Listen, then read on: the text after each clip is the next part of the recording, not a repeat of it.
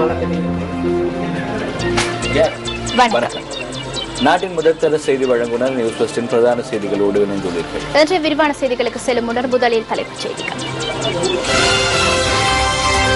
விமல் வீரவங்சவின் மனைவி மீண்டும் விளக்கமறியலில். ஜனாதிபதி தேர்தலில் மஹிந்த ராஜபக்சவை எதிர்த்த முஸ்லிம் காங்கிரஸ் கிழக்கு மாகாணத்தில் அவர்களோடு சேர்ந்து ஆட்சி அமைத்துள்ளதாக தமிழ் தேசிய கூட்டமைப்பு தெரிவிப்பு. ஆவணங்கள் காணாமல் போனமே குற்றவாளிகளுக்கு தண்டனை வழங்குவதற்கு தடையல்ல, கணக்காய்வாளர்கள் தெரிவிப்பு. அரசியல் கைதிகள் குறித்து தேசிய ஐக்கிய முன்னணியின் தலைவர் அசாத் சாலி கருத்து. அந்த 5 செக்ஷன்ல 4 செக்ஷன் உடனே ரிலீஸ் பண்ணக்கூடியது. புதுக்குடியிருப்பு மற்றும் கரைத்துறைப்பட்டு பிரதேச சபைகளுக்கான தேர்தல் பிரசார நடவடிக்கைகள் இன்று நள்ளிரவுடன் நிறைவடைகின்றன. 2011ஆம் ஆண்டில் நடத்தப்படவிருந்த 2 பிரதேச சபைகளுக்கான தேர்தல் எதிர்வரும் 28ஆம் தேதி நடைபெறவுள்ளது. 2011ஆம் ஆண்டில் வடக்கில் சில உள்ளூராட்சி மன்றங்களுக்கான தேர்தல் நடைபெற்ற போது புதுக்குடியிருப்பு மற்றும் கரைத்துறைப்பற்று பிரதேச சபைகளுக்கான தேர்தல் ஒத்திவைக்கப்பட்டது.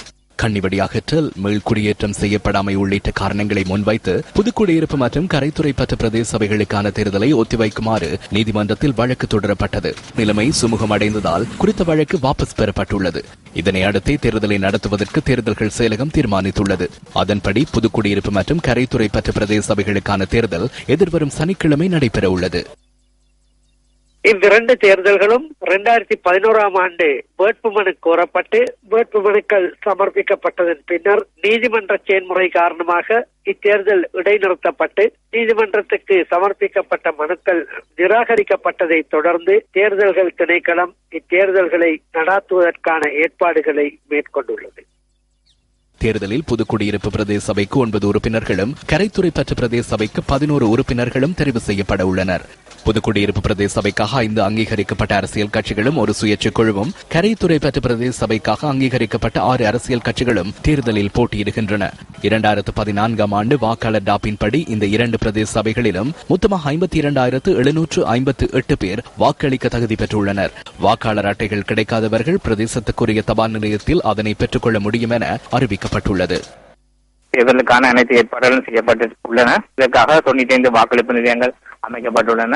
6 வாக்கெண்ணு நிலையங்களும் முல்லைத்தீவு மகாவித்தியாலயத்திலே அமைக்கப்பட்டிருக்கின்றன. இதற்கான அனைத்து ஏற்பாடுகளும் பூர்த்தி செய்யப்பட்டிருக்கின்றன. பாதுகாப்பு கடமைகளும் போலீசார் அமைக்கப்பட்டிருக்கிறார்கள். இந்த தேர்தலில் 2014ஆம் ஆண்டு வாக்களிக்க தகுதி பெற்றவர்கள் வாக்களிக்க முடியும். அவர்களுக்கான வாக்காளர் அட்டைகள் தபால் மூலம் அனுப்பி வைக்கப்பட்டிருக்கின்றன. அவற்றை பெற்றுக் கொள்ளாதவர்கள் அந்த தொடர்புடைய தபாலகங்களில் பெற்றுக் கொள்ள முடியும். தேர்தல் பிரசார பணிகள் இன்று நள்ளிரவுடன் முடிவுக்கு வர உள்ள நிலையில் புதுக்குடியிருப்பு மற்றும் கரைத்துறைப்பற்று பிரதேச சபைகளின் இன்றைய நிலை தொடர்பான தகவலை தருகிறார் எமது பிராந்திய செய்தியாளர்.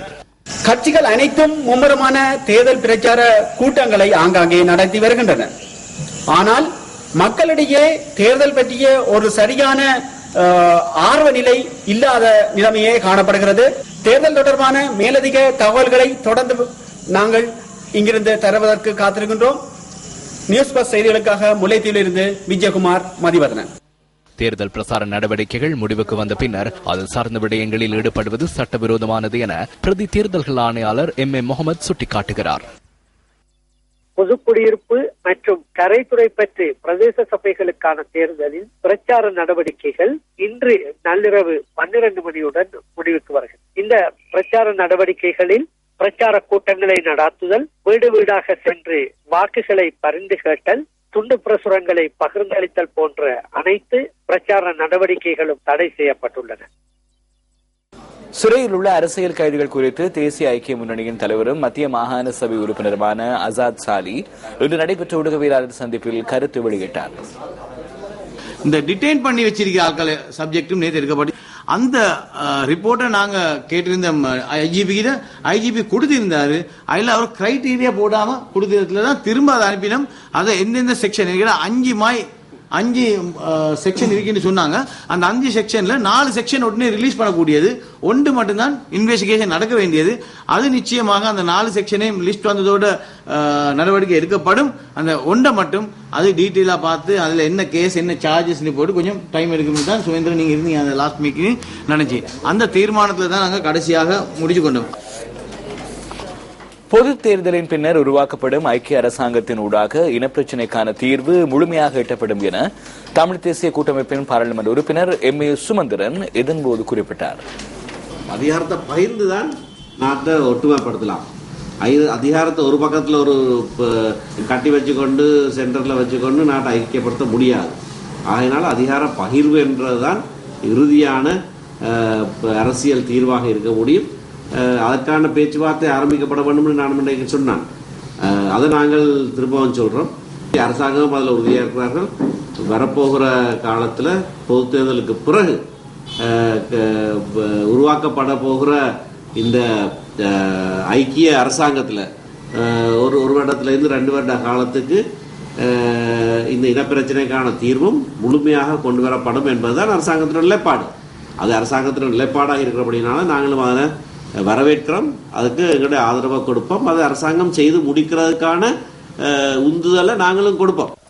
ஐநா விசாரணை அறிக்கையை பிற்போடும் தேவை அமெரிக்காவுக்கும் இந்தியாவுக்கும் இருந்ததாக ஜனநாயக மக்கள் முன்னணியின் தலைவர் மனோ கணேசன் இதன்போது தெரிவித்தார். விசாரணை அறிக்கையை சமர்ப்பிப்பதை ஒத்திவைப்பது சம்பந்தமாக அமெரிக்க அரசாங்கத்துக்கும் இந்திய அரசாங்கத்துக்கும் தேவை இருந்தது. அந்த 2 அரசாங்கங்களுக்கும் நாடுகளுக்கும் இலங்கை தொடர்பாக சில ராணுவ அரசியல் கேந்திர தேவைகள் இருக்கின்றன. குறிப்பாக சீன அரசாங்கத்துடன் இலங்கை அரசாங்கம் செய்து கொண்டுள்ள தொடர்பு காரணமாக, நட்பு காரணமாக, சீன அரசாங்கத்தின் தலையீட்டை தடுத்து நிறுத்த வேண்டும் என்ற தேவை காரணமாக அவை முன்னின்று இன்றைய அரசாங்கத்துக்கு ஒரு அவகாசம் தந்திருக்கின்றன. கடந்த ஜனாதிபதி தேர்தலில் மஹிந்த ராஜபக்சவை எதிர்த்த முஸ்லிம் காங்கிரஸ் கிழக்கு மாகாணத்தில் அவரின் கட்சியுடன் இணைந்து தற்போது ஆட்சி அமைத்துள்ளதாக தமிழ் தேசிய கூட்டமைப்பின் கிழக்கு மாகாண சபை உறுப்பினர் M. நடராஜா தெரிவிக்கின்றார். போரதீவு பற்று காக்காச்சிவட்டையில் இடம்பெற்ற நிகழ்வில் கலந்து கொண்டு கருத்து வெளியிடும் போதே அவர் இதனை குறிப்பிட்டார். முஸ்லிம் காங்கிரஸ் கடந்த காலங்களில் கடந்த ஜனாதிபதி தேர்தலில் மைத்ரிபால சிறிசேனாவை எதிர்த்து மஹிந்த ராஜபக்சவை ஆதரித்த அந்த உறுப்பினர்களின் கையெழுத்தை பெற்றுத்தான் இந்த ஸ்ரீலங்கா முஸ்லிம் காங்கிரஸ் முதலமைச்சர் பதவியை பெற்றுக் கொண்டது. இதுதான் உண்மை. நாங்கள் அவர்களை பெற்றுக் கொண்டதை பற்றி கூறுகிறீர்களே, ஆனால் தேசிய ரீதியாக சொல்லுவார்கள் ஜனநாயகம், நல்லிணக்கம், நீதி, நியாயம், நேர்மை வேண்டும் என்று கூறிக்கொண்டிருப்பவர்கள் எமக்கான நீதி நியாயத்தை கொடுப்பதற்கு ஏன் தயங்குகிறார்கள் என்று நாங்கள் கேட்டிருக்கிறோம். இலங்கை அரசாங்கம் மாறியிருக்கின்றது என்பதற்காக சர்வதேச விசாரணையை மாற்ற முடியாது என தமிழ் தேசிய கூட்டமைப்பின் பாராளுமன்ற உறுப்பினர் ப. அரியநேத்திரன் இதன்போது குறிப்பிட்டார். இந்த மார்ச் மாதம் அறிக்கை கல்விப்புக்காக இருந்தது. ஆனால் இப்பொழுது அதை பிற்போடப்பட்டிருக்கிறார்கள் 6 மாதங்களாக. இந்த 6 மாதங்களாக பிற்போட்ட இந்த நிகழ்வை தமிழ் தேசிய கூட்டமைப்பினாகிய நாங்கள் பகிரங்கமாக கண்டிக்கின்றோம். சர்வதேசத்துக்கு சென்றிருக்கின்ற இந்த விடயத்தை மாற்றிவிட்டு அல்லது இனப்படுகொலை இல்லை என்று சொல்வதை தமிழ் தேசிய கூட்டமைப்பு எப்போதும் நாங்கள் அதை நிறுத்துவதற்கு தயாராக இல்லை. அந்த அறிக்கை வர வேண்டும். அதில் பாதிக்கப்பட்டவர்களுக்கு நிவாரணம் கிடைக்க வேண்டும். காணாமல் போனவர்களை தேடி கண்டுபிடிக்க வேண்டிய பொறுப்பு சர்வதேசத்துக்கு இருக்கின்றது. இலங்கை அரசாங்கம் மாறி இருக்கின்றது. அதற்காக அவர்கள் மாறிவிட்டார்கள் என்பதற்காக இந்த விடயத்தை நாங்கள் மாற்ற முடியாது. இந்த சர்வதேசத்தை இந்த விசாரணையை நிறுத்த முடியாது என்பதை நாங்கள் பகிரங்கமாக நாங்கள் கூறியிருக்கின்றோம். ஐநா விசாரணை அறிக்கை பிற்போடப்பட்டமை தவறான விடயம் என இதன்போது பாராளுமன்ற உறுப்பினர் பொன் செல்வராசா தெரிவித்தார். மார்ச் மாதம் அறிக்கை வெளியிடப்பட இருந்தது. ஆனால் இந்த அரசாங்கம் கேட்டுக்கொண்டதற்கு இணங்க அது பிற்போடப்பட்டிருக்கிறது. இவையெல்லாம் தப்பான விடயங்கள். இந்த விடயங்களை நாங்கள் கண்டிக்கின்றோம். இவை நடக்கக்கூடாது என்று எதிர்பார்க்கின்றோம். நாங்கள் எதற்காக ஆட்சி மாற்றம் தேவை என்று வாக்களித்தோம். ஆட்சி மாற்றம் எங்களுக்கு தேவை. அது காரணத்தினால் தான் ராஜபக்சே அவர்களை வீட்டுக்கு அனுப்பி வைத்தோம். ஆனால் அதே போன்று இன்று நடைபெறுவதாக இருந்தால் அதை ஒரு நாளும் தமிழ் தேசிய கூட்டமைப்பு தட்டி கேட்க முடியாமல் இருக்காது. அது தட்டி கேட்டுக் கொண்டே இருக்கின்றது. யுத்தத்தின் பாதிப்புகள் மக்களை சோர்வடைய செய்தது. 5 வருடங்கள் கழித்தும் அவர்கள் மீள்குடியமர்த்தப்படாதது அவர்களை மேலும் விரக்தி அடைய செய்துள்ளது. 1990ஆம் ஆண்டுகளில் ஏற்பட்ட யுத்த சூழ்நிலையினால் வடபகுதியின் பல்வேறு பகுதிகளிலும் இருந்து இடம்பெயர்ந்த மக்கள் வவுனியா சிதம்பரபுரம் பகுதிக்கு அழைத்து வரப்பட்டு குடியமர்த்தப்பட்டுள்ளனர். யுத்தம் நிறைவு பெற்று 6 வருடங்கள் பூர்த்தியாக உள்ள நிலையிலும் இந்த மக்கள் இன்று வரையும் மீள்குடியமர்த்தப்படாதுள்ளனர். சுமார் 250க்கும் மேற்பட்ட குடும்பங்கள் வாழ்ந்து வருகின்ற 1000க்கும் மேற்பட்ட மக்கள் எந்தவித அடிப்படை வசதிகளுமின்றி வாழ்ந்து வருகின்றனர். குடியிருப்புகள் காணப்படுகின்ற நிலையை அந்த பகுதி மக்கள் எமக்கு காண்பித்தனர். யுத்த சூழ்நிலையினால் பல்வேறு இடப்பெயர்வுகளை சந்தித்த இந்த பகுதி மக்கள் வீடுகளை நிர்மாணித்து தருமாறே கோரிக்கை விடுக்கின்றனர். யுத்தத்தினால் தமது சொந்த இடங்களை இழந்து சுமார் 20 வருடங்களுக்கும் அதிகமான காலம் இந்த பகுதியில் வாழ்கின்ற இந்த மக்களின் வாழ்வாதாரம் வவுனியாவில் ஏற்படுத்திக் கொண்டுள்ளமையினால் சிதம்பரபுரம் பகுதியிலேயே வீடுகளை அமைத்து தருமாறு அவர்கள் கோரிக்கை விடுக்கின்றனர். நாங்கள் இங்கே 20 வருஷத்துக்கு மேலே குடியிருக்கின்றது வாழ்ந்து கொண்டிருக்கிறோம். இடம்பெயர்ந்து எங்களோட நிலப்பாடு என்னன்னா, நாங்கள் இங்கே சரியான கஷ்டங்களுக்கு சரியான பாதிப்பு உள்ளாக்கப்பட்டு தான் எல்லாரும் வந்திருக்கோம். இந்த காணியிலேயே எங்களுக்கு காணி தந்து எல்லா அடிப்படை வசதிகளையும் செய்து தந்து எங்களை நிரந்தரமாக இங்கே வாழ்றதுக்கு வழி செய்து கொண்டு நாங்கள் கேட்டுக்கொள்கிறோம். எங்களுக்கு இந்த இடத்துல தான் வேணும் காணி வந்துட்டு ஒரு வீடு வாசலையும் கட்டி கொடுத்து எங்களுக்கு அடிப்படை வசதிகளை செய்து எங்களை இதில் வாழ விடுங்க, நிம்மதியாக எங்களுக்கு கட்டி நாங்களும் வாழணும். சுற்றி வர மண் சுவர் வச்சு தான் அது ஒரு ஆழமாக இருக்கும். எல்லாம் வீடெல்லாம் ஒன்று செய்யலாம் ஊக்கிட்டு தாரேன்றாங்க. ஒரு முடிவும் இல்லாமல் நடக்குது. எல்லாரும் வந்தாமல் சொல்கிறாங்க தாரேன்ட்டு. ஆனால் இது வரைக்கும் ஒரு முடிவும் கிடையாது. நாங்களும் பெரிய கஷ்டப்படுறோம், தொழிலுக்கும் தண்ணிக்கும் அப்படித்தான். அரசாங்கத்தின் 100 நாள் திட்டத்திற்குள் உள்வாங்கி தம்மை அதே பகுதியில் மீள்குடியமர்த்துமாறும் கோரிக்கை விடுக்கின்றனர் சிதம்பரபுரம் மக்கள். 30 வருட காலம் நாட்டில் ஏற்பட்டிருந்த அசாதாரண சூழ்நிலையினால் நாட்டின் பல்வேறு பகுதிகளிலும் பாதிக்கப்பட்ட மக்கள் வவுனியா சிதம்பரபுரம் பகுதிக்கு அழைத்து வரப்பட்டு குடியமர்த்தப்பட்டனர். எனினும் இன்று வரை அந்த மக்களுக்கான எவ்வித அடிப்படை வசதிகளும் ஏற்படுத்தி கொடுக்கப்படவில்லை. இதே பகுதியில் அவர்களுக்கான காணிகளை வழங்கி அவர்களுக்கான அடிப்படை வசதிகளை ஏற்படுத்தி கொடுத்து தமக்கான மீள்குடியேற்றத்தை இதே பகுதியில் ஏற்படுத்தி கொடுக்குமாறு இந்த பிரதேச மக்கள் கோரிக்கை விடுக்கின்றனர். நியூஸ் ஃபர்ஸ்ட் செய்திகளுக்காக சிதம்பரபுரம் பகுதியிலிருந்து ரஞ்சன் அருண் பிரசாத். முன்னாள் அமைச்சர் விமல் வீரவங்சவின் மனைவியான சசி வீரவங்சவை மார்ச் மாதம் 4ஆம் தேதி வரை தொடர்ந்தும் விளக்கமறியலில் வைக்குமாறு கொழும்பு பிரதம நீதவான் கிஹான் பலபிட்டிய இன்று உத்தரவிட்டுள்ளார். சசி வீரவங்சவிற்கு பிணை வழங்குமாறு எடுக்கப்பட்ட கோரிக்கை தொடர்பில் இருதரப்பு வாதங்களையும் செவிமடுத்த பின்னர் நீதவான் இந்த உத்தரவை பிறப்பித்துள்ளார். சசி வீரவங்ச சார்பாக ஜனாதிபதி சட்டத்தரணி ஜயந்த வீரசிங்க நீதிமன்றத்தில் ஆஜராகியதுடன் குற்றம் சாட்டப்பட்டுள்ள எந்தவொரு சம்பவத்துடனும் தனது கட்சிக்காரர் தொடர்புபட்டிருக்கவில்லை என்ற வாதங்களை முன்வைத்தார். சட்ட ரீதியாகவே அவர் தனது அடையாள அட்டை மற்றும் பிறப்பு அத்தாட்சி பத்திரம் ஆகியவற்றை பெற்றுக் கொண்டுள்ளதாக தெரிவித்த ஜனாதிபதி சட்டத்தரணி இந்த விடயத்தில் சம்பந்தப்பட்ட அதிகாரிகளே தவறிழைத்துள்ளதாக கூறினார். எவ்வாறாயினும் அதிகாரிகளுக்கு வழங்கப்பட்டுள்ள பிழையான தகவல்களின் பிரகாரமே இந்த அனைத்து விடயங்களும் இடம்பெற்றுள்ளதாக குற்றப்புலனாய்வு திணைக்கள அதிகாரிகள் நீதிமன்றத்தில் வாதங்களை முன்வைத்தனர். இருதரப்பு வாதங்களையும் செவிமடுத்த நீதவான் ஆட்பதிவு திணைக்கள உத்தியோகத்தர்கள் இந்த விடயத்திற்கு உதவி புரிந்துள்ளமை தெரிய வந்துள்ளதால் அது குறித்து விசாரணை நடத்தி நீதிமன்றத்திற்கு அறிக்கை சமர்ப்பிக்குமாறு உத்தரவிட்டுள்ளார்.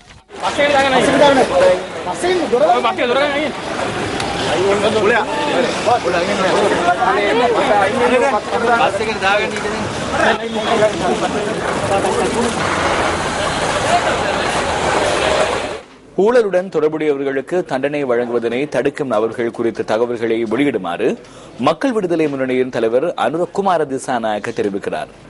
கண்டியில் நேற்று நடைபெற்ற மாநாடு ஒன்றில் கலந்து கொண்டு உரையாற்றிய போதே அவர் இதனை கூறினார். எவன்கார்டு உரிமையாளரான சேனாதிபதியின் கடவுச்சீட்டு தடை செய்யப்பட்டு ஒரு வாரத்தில் வழங்கப்பட்டுள்ளது. அரசாங்கத்தில் தலையீடு செய்பவர்களின் பெயர்கள் மற்றும் ஊரென அனைத்தையும் நாம் அறிவோம். இவர்கள் குறித்து நாம் நிறைவேற்று சபையில் கூறினோம். இதனை அவர்கள் ஏற்றுக்கொண்டார்கள். ஒருவர் விஜயதாச, மற்றவர் திலக் மாரப்பன. இவர்கள் இருவரும் தான் இதனை நிறுத்தினார்கள். பின்னர் கடவுச்சீட்டை வழங்கியுள்ளனர். அதனால் தண்டனை வழங்கப்படுவதனை தடுப்பார்களாயின், தண்டனை வழங்குவதற்கு இடையூறு விளைவிப்பார்களாயின் அவர்கள் குறித்த தகவல்களை மக்களுக்கு முன்கொண்டு வர வேண்டும். இந்த திருடர்களுக்கு தண்டனை வழங்கப்பட வேண்டும். சட்டத்திற்கு முன் கொண்டு வர வேண்டும். குற்றம் இழைக்க இருப்பவர்களுக்கு காய்ச்சல் வர வேண்டும். பாராளுமன்ற உறுப்பினர் சஜின் டிவாஸ் குணவர்த்தனவிற்கு சொந்தமான விமான நிறுவனத்தினால் செலுத்தப்பட வேண்டிய நிதியில் ஒரு தொகை நிதி கப்பல் மற்றும் துறைமுக அமைச்சுக்கு செலுத்தப்பட்டுள்ளதாக நேற்று நாம் செய்தி வெளியிட்டிருந்தோம். இந்த விடயம் குறித்து கொழும்பில் இன்று நடைபெற்ற ஊடகவியலாளர் சந்திப்பில் தேசிய ஐக்கிய முன்னணி தலைவர் அசாட் சாலி கருத்து வெளியிட்டார். මිලියන 27ක් එයා දෙන්න තිබුණා. அவர் 27 மில்லியன் ரூபாய் செலுத்த வேண்டியிருந்தது. நாம் ஆச்சரியம் அடைந்தோம். அமைச்சர் அர்ஜுன ரணதுங்க அந்த அமைச்சை பொறுப்பேற்றார். அமைச்சர் ஃபைசர் வீட்டிற்கு சென்றார். இந்த அமைச்சர் அந்த அமைச்சை பொறுப்பேற்று 19 மில்லியன் ரூபாவை பெற்று சஜின்வாஸ் வர்த்தகத்தில் ஈடுபடுவதற்கான அனுமதியை வழங்கியுள்ளார். இதுவே நல்லாட்சியாகும். நீங்கள் சிறந்த கேள்வி ஒன்றை கேட்டீர்கள். மக்களும் அதனையே கேட்கின்றனர். இவ்வாறான திருடர்களுக்கு இடம் அளிக்கப்படும் பட்சத்தில் இந்த அரசாங்கத்தில் இருந்து கொண்டு நாம் கதைத்தமைக்கு அர்த்தம் கிடையாது. நாம் அனைத்து மூலைகளுக்கும் சென்று கூட்டங்களை நடத்தியமைக்காக நாம் எம்மிடமே கேட்க வேண்டியுள்ளது. சிலர் 2 கூட்டங்களிலேனும் பேசியிருக்க மாட்டார்கள். இந்த அரசாங்கத்தை ஸ்தாபிப்பதில் சிரமப்படாத தரப்பினர்கள் சிலரை இப்பொழுது அரசாங்கத்தில் அமர்ந்திருக்கின்றனர். ஆனால் அது வேறு பிரச்சனையாகும். எனினும் இவ்வாறான செயற்பாடுகள் இடம்பெறும் போது எமக்கு மிகவும் கவலையாக உள்ளது.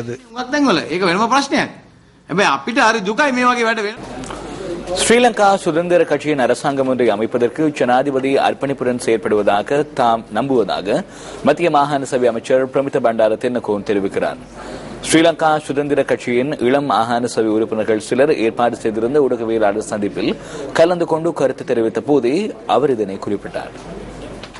ஸ்ரீலங்கா சுதந்திர கட்சியின் ஒற்றுமையுடன் முன்னோக்கி செல்வோம் என்ற துணிப்பொருளின் கீழ் பெட்டகோட்டை பகுதியில் இன்று நடைபெற்ற ஊடகவியலாளர் சந்திப்பில் மாகாண சபை உறுப்பினர்கள் பங்கேற்றிருந்தனர். இதன்போது ஸ்ரீலங்கா சுதந்திர கட்சி உடனடியாக ஒன்றிணைய வேண்டும் என சுட்டிக்காட்டப்பட்டுள்ளது. ஐக்கிய தேசிய கட்சி உள்ளிட்ட கட்சிகள் தாம் தேர்தலில் எவ்வாறு வெற்றியடைவது என்று சிந்திக்காது ஸ்ரீலங்கா சுதந்திர கட்சியை எவ்வாறு பிளவுபடுத்துவது என்ற திட்டத்தையே முன்னெடுத்து செல்கின்றனர். அடுத்த பொது தேர்தலில் எமது கட்சியின் தலைவர்கள் அனைவரும், கிராமங்களில் உள்ள ஆதரவாளர்கள் அனைவரும் ஒன்றிணைந்து இருப்பார்களாயின் எந்த ஒரு அரசியல் கட்சியாலும் ஸ்ரீலங்கா சுதந்திர கட்சி அரசாங்கம் ஒன்றை மீள உருவாக்குவதை தடுக்க முடியாது. නවතවරක් බිහි කරන එක නවත්තන්න බෑ. ඊයේ 8 වෙනිදා තිබිච්ච මැතිවරණයේ බොහෝ දුරට கடந்த 8ஆம் தேதி பெற்ற வெற்றியை ஐக்கிய தேசிய கட்சியின் வெற்றி என அவர்கள் கூற முற்படுகின்றனர். அது மைத்ரிபால சிறிசேனவின் வெற்றியாகும். அந்த காலப்பகுதியில் நம்மால் தீர்க்க முடியாத சில பிரச்சனைகளே அந்த வெற்றியின் முதன்மை காரணமாகும். அடுத்த பொது தேர்தலில் இந்த நிலையில் மாற்றம் ஏற்படும் என நான் எண்ணுகிறேன். ஐக்கிய தேசிய கட்சி 40 லட்சத்துக்கும் அதிக வாக்குகளை பெறாது. 3 தலைவர்களையும் ஒன்றிணைத்தால் அடுத்த தேர்தலில் ஸ்ரீலங்கா சுதந்திர கட்சிக்கு மீண்டும் ஆட்சியை பெற்றுக்கொள்ள இலகுவாக இருக்கும் என நான் நம்புகிறேன். ඒ නිසා අපි මේ නායක තුන්දෙනා අපි අනිවාර්යයෙන්ම ඉදිරියේදී එන මහා මැතිවරණයේදී අපි කොටස්කාරය කරොත් එහෙම ශ්‍රී ලංකා නිදහස් පක්ෂයට අපිට ආපහු මේ බලය ලේසියෙන්ම ලබා ගන්න පුළුවන් කියලා මම විශ්වාස කරනවා. අද වෙනකොට මේ පත්වෙච්ච නායකයන්ට ஸ்ரீலங்கா சுதந்திர கட்சியின் ஆதரவாளர்களுக்கு தேவையான தலைமைத்துவத்தை வழங்கக்கூடிய சந்தர்ப்பம் தற்போது முன்னாள் மற்றும் தற்போதைய தலைவர்களுக்கு கிட்டியுள்ளது. கட்சி என்ற ரீதியில் நாம் பிளவுபட்ட ஒவ்வொரு சந்தர்ப்பத்திலும் எமது கட்சி தோல்வி அடைந்தது. අපි පක්ෂය විදියට ભેද බින්න වෙලා ගියොත් අපි හැම අවස්ථාවකම අපි පක්ෂයක් විදියට පරාජය වුණා. අද යහපාලනය පිළිබඳව කතා කළ එක්සත් ජාතික පක්ෂය நல்லாட்சி தொடர்பில் பேசும் ஐக்கிய தேசிய கட்சி அமைச்சரவையில் நல்லாட்சியை பின்பற்றுகின்றதா என்பது பிரதான பிரச்சனையாகும். 100 நாள் திட்டத்தை நடைமுறைப்படுத்துவதாக கூறி ஆட்சி அமைத்தவர்கள் மக்களுக்கு வழங்கிய வாக்குறுதிகளை நிறைவேற்றவில்லை. இந்த அரசாங்கத்தின் பிரதமர் மீண்டும் தோல்வியுறும் பயணத்தை முன்னெடுத்துள்ளாரா என்ற சந்தேகம் எமக்கு ஏற்பட்டுள்ளது.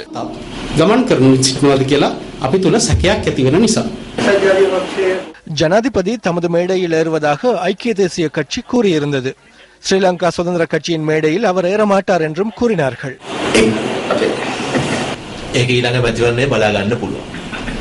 අනිවාර්යයෙන්ම ඉතින් බොහොම වගකීමෙන් කියන්නේ බොහොම විශ්වාසයකින් වගකීම மிகவும் பொறுப்புடனும் நம்பிக்கையுடனும் கூறுகிறோம். ஸ்ரீலங்கா சுதந்திர கட்சியின் தலைவராக நியமிக்கப்பட்ட ஜனாதிபதி மைத்ரிபால சிறிசேன மீது நம்பிக்கையில் இதனை கூறுகிறோம். ஸ்ரீலங்கா சுதந்திர கட்சியின் அரசாங்கத்தை ஸ்தாபிப்பதற்கு அவர் அர்ப்பணிப்பு செய்வார் என்ற நம்பிக்கை அனைவருக்கும் இருக்கிறது. වැඩ කරයි කියන විශ්වාසය අපි සියලු දෙනාගේම පපුවල් අනිවාර්යයෙන් ඒ විශ්වාසය තියෙනවා. பாரிய ஊழல் மோசடியில் ஈடுபட்ட சிலர் இருந்தனர். பாராளுமன்ற தேர்தலில் மைத்ரிபால சிறிசேன தலைமையில் மீண்டும் ஸ்ரீலங்கா சுதந்திர கட்சி ஆட்சிக்கு வந்தால் ஊழலில் ஈடுபட்டவர்களே மீள வருவார்கள் அல்லவா?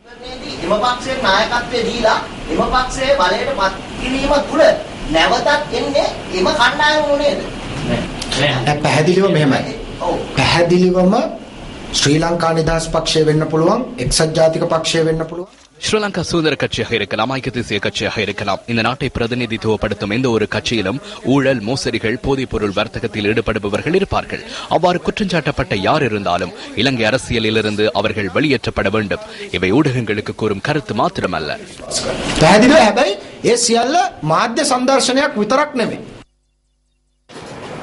சில எதிர்க்கட்சிகள் ஊடகவியலாளர் சந்திப்பு ஒன்றை இன்று ஏற்பாடு செய்திருந்தது.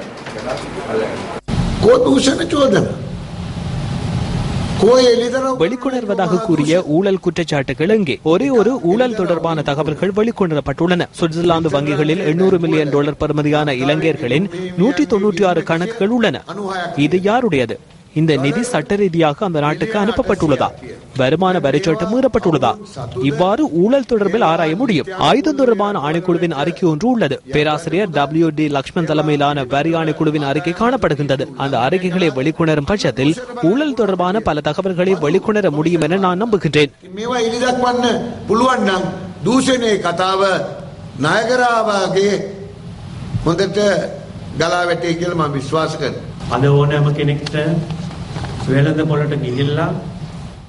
தற்போது எவரேனும் ஒருவருக்கு சந்தைக்கு சென்று அரிசி விலை தொடர்பில் அவதானிக்க முடியும். விலை அதிகரித்துள்ளது. இது தொடர்பில் நிதி அமைச்சரிடம் கேளுங்கள்.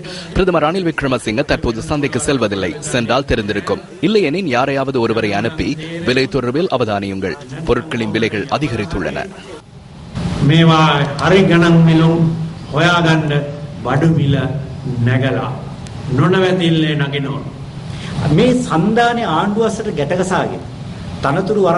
கூட்டமைப்பை அரசாங்கத்துக்குள் மறைத்து பதவிகள் மற்றும் சலுகைகளை வழங்கி அரசாங்கத்தை விமர்சிப்பதை தடுப்பதற்கு முயற்சிக்கின்றனர். அத்துடன் பிரதான எதிர்க்கட்சியை அரசாங்கத்துக்குள் எடுத்து மக்கள் விடுதலை முன்னணியை பிரதான எதிர்க்கட்சியாக மாற்றுவதற்கு முயற்சிக்கின்றனர். பாராளுமன்ற தேர்தலில் ஐக்கிய தேசிய கட்சிக்கு வாக்குகளை பெற்றுக் கொள்வதற்கான பின்புலத்தையை அமைத்து வருகின்றனர். இதனாலேயே தேசிய அரசாங்கம் என்ற எண்ணக்கருவிற்கு நாம் எதிர்ப்பு தெரிவிக்கிறோம். அரசியலில் தனித்து செயற்படுவதற்கு பலமற்ற சிலர் மஹிந்த ராஜபக்சவை மீண்டும் கொண்டு வருவதற்கு முயற்சிப்பதாக மக்கள் விடுதலை முன்னணியின் பிரதம செயலாளர் டில்வின் சில்வா தெரிவிக்கிறார். அம்பாறையில் நேற்று நடைபெற்ற மாநாடொன்றிலேயே அவர் இதனை கூறினார். வீரவங்ச தினேஷ் வாசுதேவ ஆகியோருக்கு தற்போது செல்வதற்கு இடமில்லை. மஹிந்த ராஜபக்சவை வரவழைத்து அவர்களின் வாக்குகளில் சிலவற்றை பெற்றுக் கொள்வதற்கான மார்க்கமே இது. உண்மையில் அவர்கள் அரசியலில் பலம் வாய்ந்தவர்கள் அல்ல. அவர்களால் தனித்து எதனையும் செய்ய முடியாது. மரங்களில் ஊடுருவும் ஒட்டுண்ணி தாவரங்கள் அந்த மரத்தின் அனைத்து சத்துக்களையும் உறிஞ்சி எடுத்துவிடும். எனினும் அவை மரங்கள் அல்ல. எனினும் மரங்களை போன்றே காட்சியளிக்கும். அந்த மரம் வீழ்ந்தால் என்ன நேரும்? அந்த ஒட்டுண்ணி தாவரங்கள் இறங்கும் நிலை ஏற்படும். அவ்வாறனின் மரத்தை நேராக நிமித்தினால் மாத்திரமே வாழ முடியும் என்று அந்த ஒட்டுண்ணி தாவரங்கள் சிந்திக்கின்றன. அதனால் வீழ்ந்த மரத்தை நிமிர்த்துவதற்கு விரும்புகின்றனர். மஹிந்த ராஜபக்சவின் அரசியலை மீள உயிர்ப்பிக்க தேவையில்லை என நாம் எண்ணுகின்றோம்.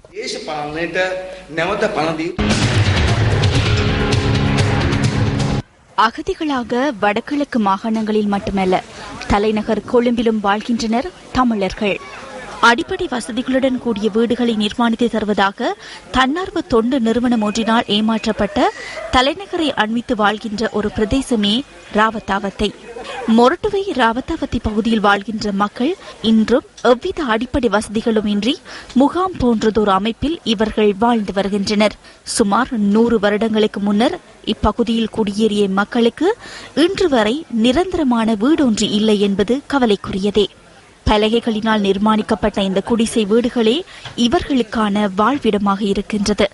சுகாதார வசதிகள், அடிப்படை வசதிகள் என எந்தவித வசதிகளும் இவர்களுக்கு இன்று வரை ஏற்படுத்திக் கொடுக்கப்படவில்லை என்பதே நிதர்சன உண்மை.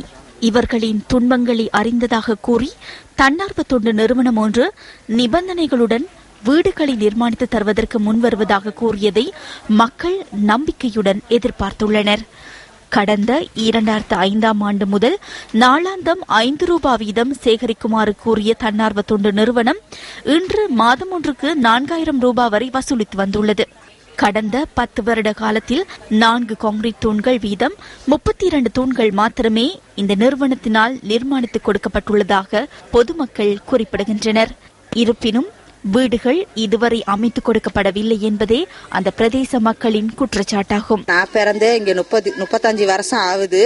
எங்க தாத்தா பாட்டி எல்லாம் இங்க பிறந்து வளர்ந்தவங்க தான். இது எல்லாமே எங்கடன்னு தான் சொல்லி சொன்னாங்க. இவ்வளவு காலம் எங்களை ஏமாத்திக்கிட்டு இருந்தாங்க. அப்ப சல்லி போட்டு ஏன் இவ்வளவு 10 வருஷம் ஆகுது சல்லி போட்டு கட்டி ஏசி தான் எங்களுக்கு இந்த வீடை கொடுத்தாங்க. இந்த வீடு பாதி செங்கலை மட்டும் தான் கட்டி கொடுத்தாங்க. கொடுத்துட்டு இன்னும் எங்களை 5 லட்சம் கொடுக்க சொல்லி ஒரே சண்டை எங்களோட அவங்க.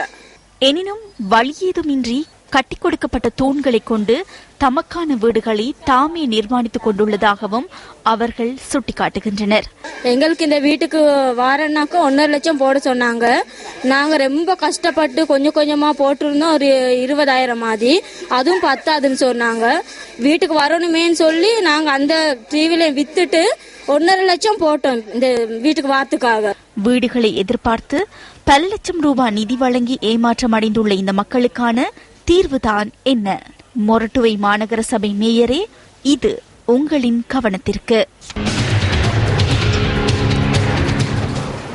ஆவணங்கள் காணாமல் போயுள்ளதாக தெரிவித்து ஊழல் மோசடிகளில் ஈடுபட்டவர்களுக்கு எதிராக தண்டனை வழங்குவதிலிருந்து ஒதுங்கியிருக்க முடியாது என முன்னாள் கணக்காய்வாளர் SC மாயாதுண்ண தெரிவிக்கின்றார். இவ்வாறு ஆவணங்கள் காணாமல் போயுள்ளமையினால் கடந்த அரசாங்கத்தின் போது ஊழல் மோசடிகளில் ஈடுபட்டவர்களுக்கு எதிராக நடவடிக்கை எடுக்க முடியாது போயுள்ளதாக கூறப்படும் கருத்துக்கள் தொடர்பில் அவர் தெளிவுபடுத்தினார்.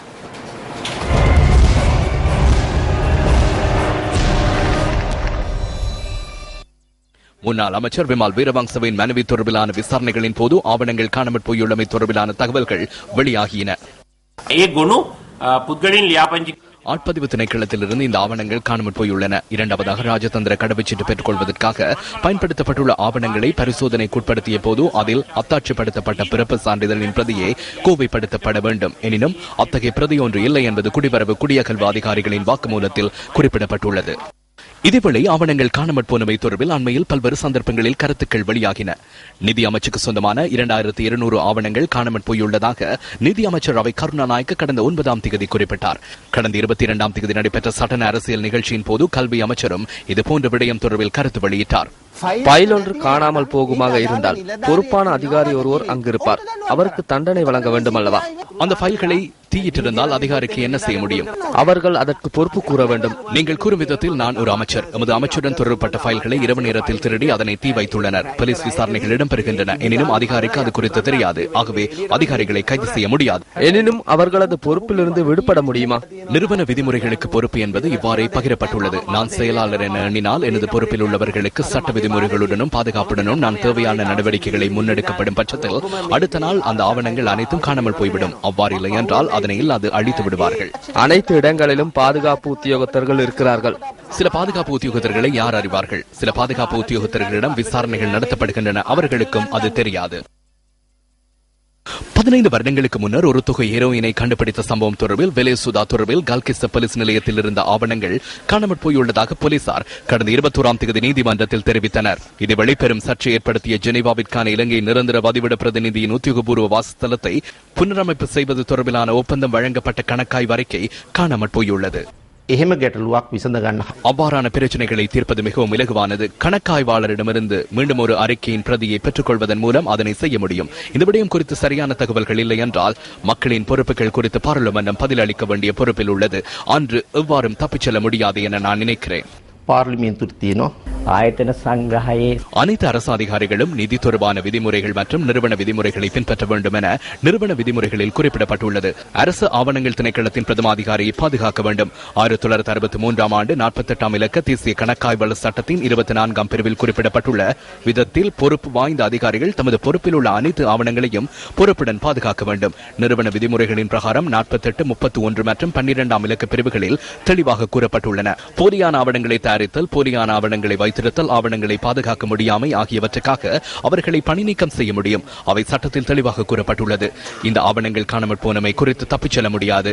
நிதி விதிமுறைகளின் பிரகாரம் 315 சரத்துக்கு அமைய திணைக்களத்தின் பிரதம அதிகாரி அதற்கான பொறுப்பை ஏற்க வேண்டும்.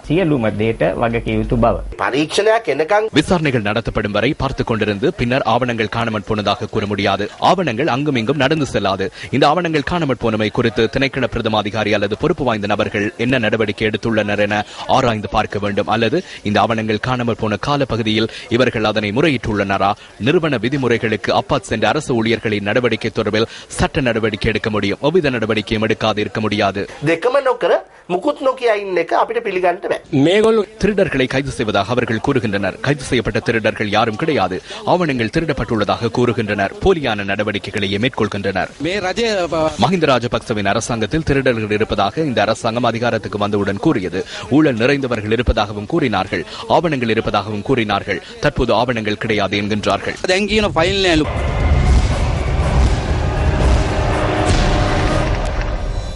கித்துல்கல கலனி ஆற்றில் உள்ள ஆபத்தான இடங்களில் மக்கள் கவனயீனமாக செயற்படுவதாக பிரதேச மக்கள் குற்றம் சாட்டுகின்றனர். அழகும் அமைதியும் கொண்டு இயற்கையின் கொடையாக விளங்கும் கலனி கங்கை மிகுந்த ஆபத்தையும் கொண்டது என்பதை மக்கள் புரிந்து கொள்ள வேண்டும். மலையகத்தில் சுற்றுலா பயணத்திற்காக பல இடங்கள் காணப்பட்டாலும் கலனி கங்கை சுற்றுலா பயணிகளின் மனதை வெகுவாக கவரும் இடமாக திகழ்கிறது. கித்துல்கல பிரதேசத்தை ஊடறுத்து செல்கின்ற இந்த கலனி கங்கையில் நாளாந்தம் பெரும் எண்ணிக்கையிலான சுற்றுலா பயணிகளும் சிவனொளிபாத மலை பருவகாலம் தற்பொழுது ஆரம்பித்துள்ளதால் யாத்திரைகளும் கித்துல்கல பகுதிக்கு வருகை தந்து நீராடுவதை வழக்கமாக கொண்டுள்ளனர். இயற்கையின் கொடையாக அமைந்துள்ள இந்த கலனி கங்கையில் உள்ள பல்வேறு ஆபத்துக்களை அறியாத வகையில் இந்த சுற்றுலா பயணிகள் செயற்படுவதாக பிரதேச மக்கள் குறிப்பிடுகின்றனர். தூர பிரதேசங்களிலிருந்து வருகை தருகின்றமையினால் இதன் ஆபத்தை அவர்கள் அறிந்திருக்கவில்லை என்பதே உண்மையாகும். நீராடுவதற்காக ஒதுக்கப்பட்டுள்ள இடங்களில் மட்டும் நீராடுங்கள். சிறார்கள் வருகை தந்து நீராடுகின்றனர். விடுமுறை தினங்களில் மின் உற்பத்தி நிலையத்தில் உள்ள நீர்த்தேக்கங்களின் வான் கதவுகள் மூடப்படுகின்றன. அப்போது நீரின் அளவு குறைவாக இருக்கும். வெலிகம பிரதேச செயலகத்திற்கு இன்று முற்பகல் வருகை தந்த பெண் ஒருவர் பிரதேச செயலாளருக்கு எதிர்ப்பு தெரிவித்ததை அடுத்து அங்கு அமைதியின்மை ஏற்பட்டது. இதுகுறித்து எமது யூ ரிப்போர்ட்டர் லலித் பத்மஸ்ரீ தகவல் தருகிறார்.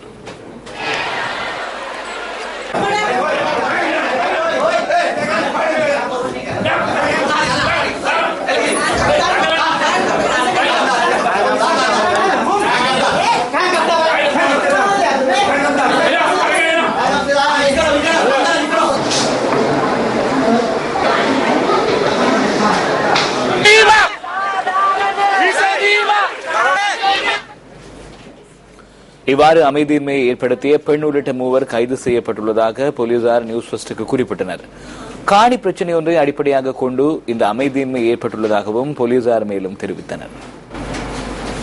இத்துடன் நியூஸ் ஃபர்ஸ்டின் 8 மணி பிரதான செய்தி நிறைவடைகின்றது. அடுத்த பிரதான செய்திகளை இரவு 10:45 எதிர்பாருங்கள். வணக்கம். வணக்கம்.